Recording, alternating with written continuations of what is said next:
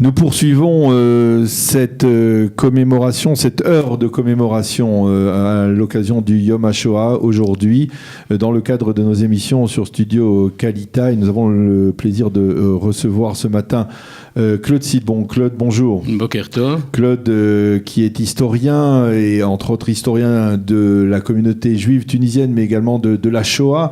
Et nous allons ensemble, nous avons sollicité Claude pour parler d'un de vos amis, de vos proches amis, qui nous a quittés il y a un petit peu plus d'un mois, le 23 mars dernier. Il s'agit de Maxi Librati. Maxi Librati, une grande figure, on peut dire, de la communauté juive de France, un grand donateur, un grand bienfaiteur, en particulier du mémorial du Yad Vashem. Nous allons revenir sur la vie avec vous, sur la vie exceptionnelle de Maxi Librati. Maxi Librati qui était un rescapé d'Auschwitz, un homme qui a vécu la Shoah sur sa chair et qui en est ressorti et qui a merveilleusement, on peut dire, réussi dans sa vie et qui a apporté, bien entendu, une contribution importante à la transmission de la mémoire de la Shoah, en particulier dans le cadre du mémorial du Yad Vashem. Nous allons en parler avec lui. Alors, Claude, bonjour. Bonjour. Alors, parlez-nous d'abord de Maxi Librati. Qui était Maxi Librati? D'où venait-il, hein?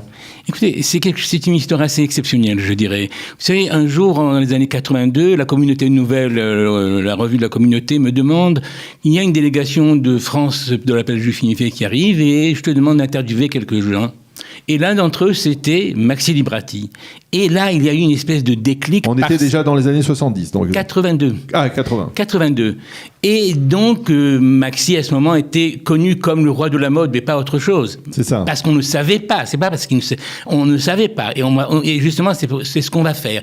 Pourquoi on va faire? Parce que quand je le vois, je crois que c'est Éluard qui dit il n'y a pas de hasard, il y a des rendez-vous. Et un rendez-vous a été pris entre l'acteur Maxi Librati et le spectateur engagé, pour employer la formule de Raymond Aron. Pourquoi engagé? Parce qu'il se trouve, par un hasard aussi curieux, que la Shoah, j'allais dire, je l'ai vécu presque dans ma chair, mais toute proportion gardée, sans aucune commune mesure avec ce qui s'est passé à Auschwitz. De novembre 42 à mai 43, les nazis étaient en Tunisie. Oui. Et pendant ces 6 mois, je ne sais pas si la mémoire extra-utérine existe, j'étais dans le ventre de ma mère. Et donc je me suis promis de raconter, d'une part, l'histoire des nazis et de me consacrer aussi à témoigner. Pourquoi témoigner? Parce que j'avais une amie, une voisine, Anna Langfuss, qui avait reçu le prix Goncourt pour les bagages de sable, mais qui aurait mérité pour le premier livre qu'elle a écrit, qui était Le sel et le soufre, et qui me disait, qui martelait: Claude, il faut témoigner parce que l'on va disparaître. Imaginez-vous qu'aujourd'hui, on dit ce que l'on dit. Qu'est-ce que l'on va dire quand on va disparaître? Et cette espèce de martèlement, si vous voulez, que j'ai retrouvé bien plus tard avec Simone Veil, parce que il y a ce phénomène que Simone Veil racontait très, très, très justement, où elle disait, quand on est venu, on voulait raconter, mais les gens n'étaient pas prêts à nous écouter. Alors, pour revenir à Maxi, comment dans ce contexte, vous avez rencontré Maxi? Parlez-nous de son histoire tout à fait particulière. Alors, de sa jeunesse. C'est un enfant de Lyon, Maxi. C'est un enfant de Saint-Fond. C'est plus que Saint-Fond, c'est une histoire qui mérite d'être racontée. En 1916, quand la France exsangue après Verdun cherche des forces vives pour travailler, eh ben, ils vont à Taroudan, un trou perdu au Maroc, près de Marrakech, et ils vont faire venir des gens. Mais des gens, mais pas que seulement des familles. Et entre autres, la famille Librati, avec 16 enfants, dont Maxi Librati. Il s'installe à Saint-Fons. Pourquoi Saint-Fons? Parce que c'est la région industrielle, Berlier, et on a besoin de force pour travailler. Donc, il s'installe ici. Ah, c'est pour travailler. C'était pas lié à des soldats Pas du tout. On a besoin de forces vives puisque les gens ont disparu. Donc, il faut les faire travailler. Et il y a eu aussi, à ce moment-là, et jusqu'aux années 70 d'ailleurs, une communauté juive marocaine qui parlait encore le judéo-marocain, ce qui est extrêmement intéressant, à Saint-Fons.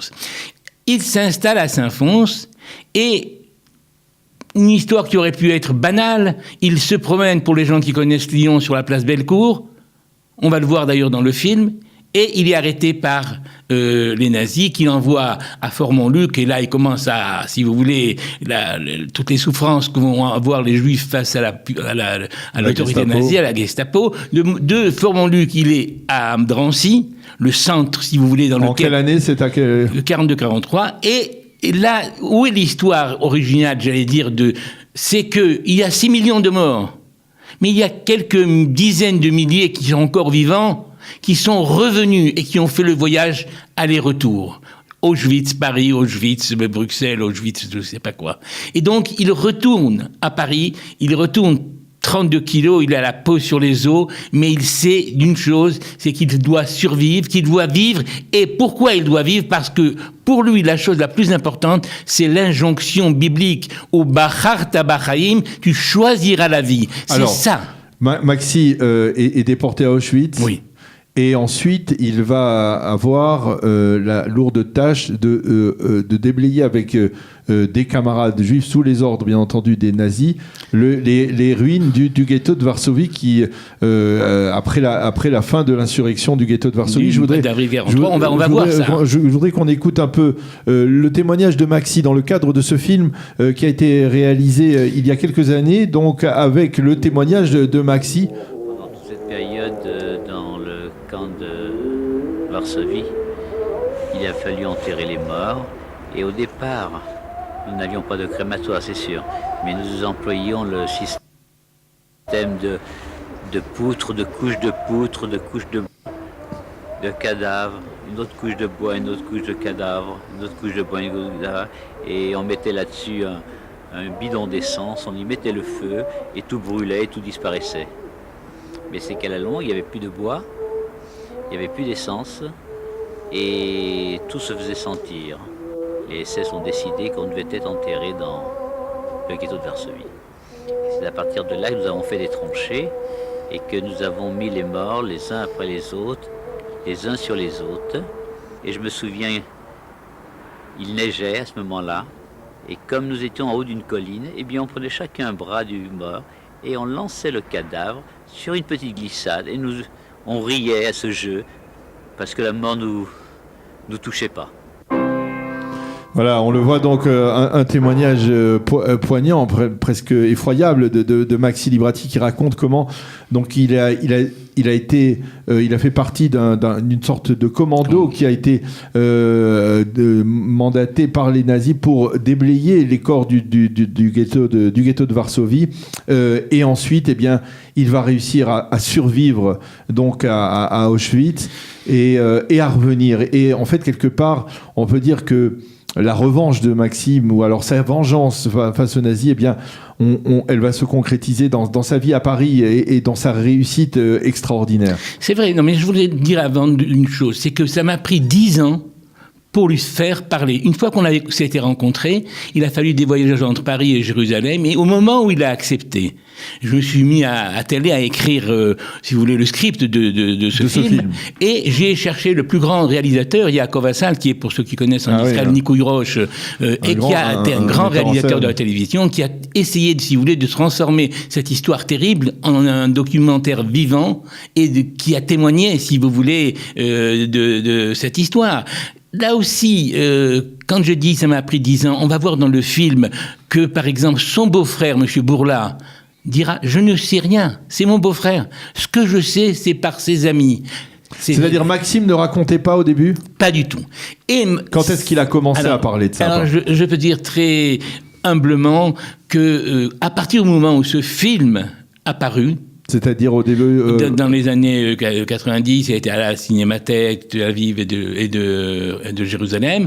Il a non seulement parlé, il a écrit, il a accompagné des jeunes dans les voyages à Auschwitz, et c'est comme si une espèce de libération. Si vous voulez, d'un côté, comme vous avez dit très justement, c'était une réussite. Quand on prend le dictionnaire de la mode, on voit Maxi Librati. Pour les gens qui connaissent Paris, sur le boulevard Saint-Germain, il y avait la Gaminerie. C'était après l'avenue Montaigne, une réussite étonnante.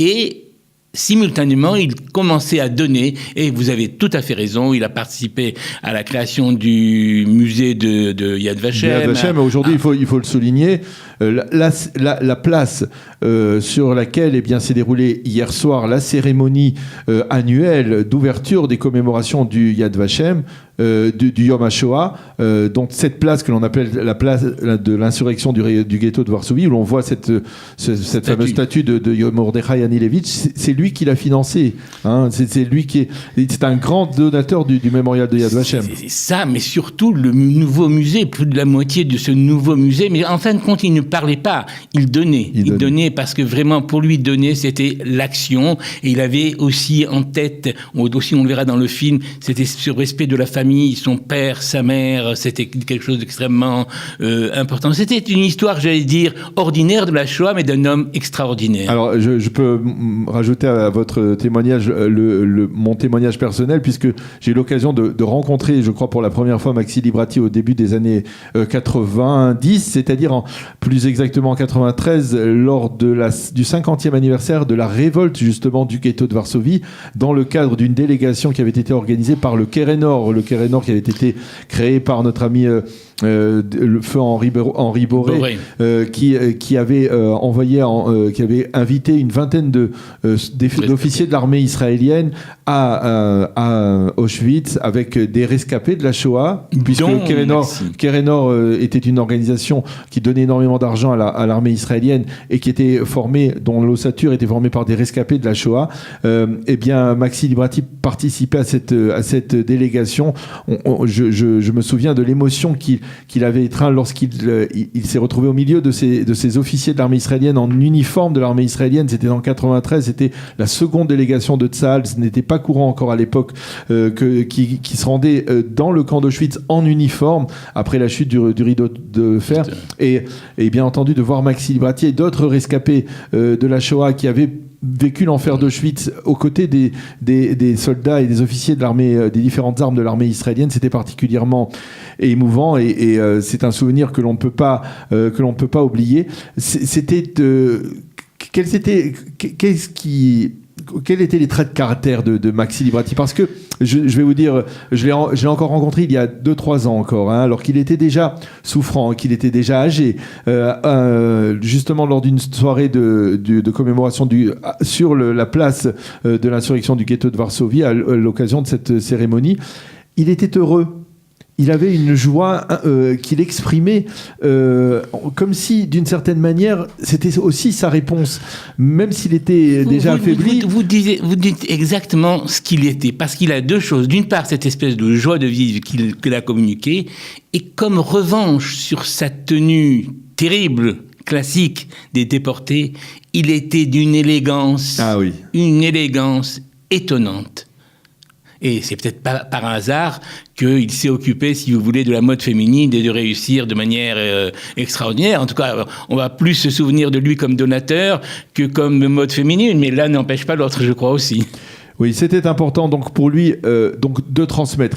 Par la suite, il a témoigné, il a accepté de témoigner. Ah oui, non seulement il a témoigné, mais il a fait ça avec un brio étonnant parce que, si vous voulez, c'était constamment des voyages, constamment donnés, constamment parlés, et ça, il ne se s'est pas arrêté du tout.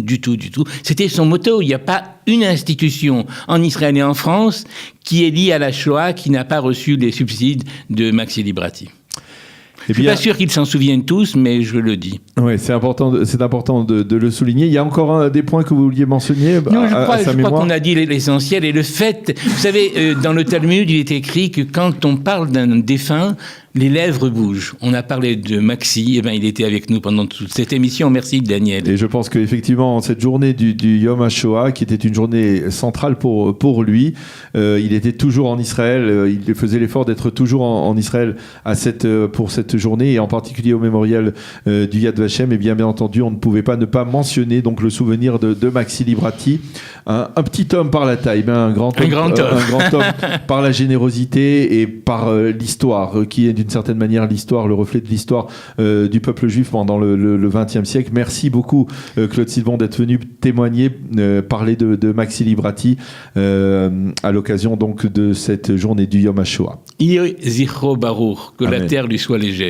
Merci.